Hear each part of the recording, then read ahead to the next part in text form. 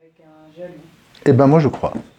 Moi, je crois que lorsque l'on est partenaire d'un jaloux, d'une jalouse, ça peut être vraiment aidant que de consulter. Mais pas consulter parce on est responsable, bien entendu. Mais on est responsable, mais pas coupable de la jalousie de l'autre.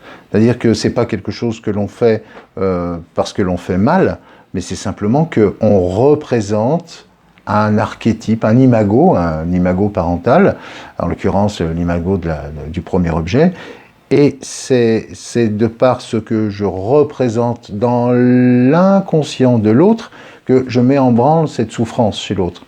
Donc je ne vais pas aller consulter pour me soigner, mais en revanche, me permettre peut-être, par exemple, de prendre véritablement conscience que mon partenaire, ma partenaire, souffre d'une pathologie.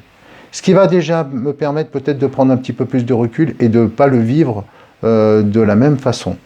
C'est-à-dire moins d'en faire une affaire personnelle. Ceci dit, ça reste malgré tout totalement intolérable de se sentir fliqué, de se sentir sous contrôle, de se sentir plus ou moins privé de ses libertés d'aller et venir, de rencontrer des gens, de discuter avec des personnes.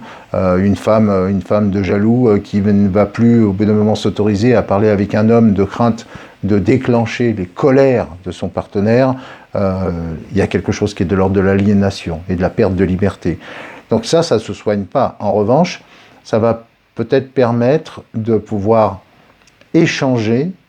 Et l'idée, c'est d'aller voir un thérapeute qui est spécialisé dans la jalousie, de façon à échanger pour pouvoir déposer, dire ça devient insupportable, et puis il fait ceci, puis il fait cela, et j'en arrive à même dire ce que je crois qu'il a besoin d'entendre, même si c'est pas tout à fait la vérité, parce qu'aujourd'hui, ma réaction première, c'est qu'est-ce qui risque de déclencher chez lui une crise de jalousie.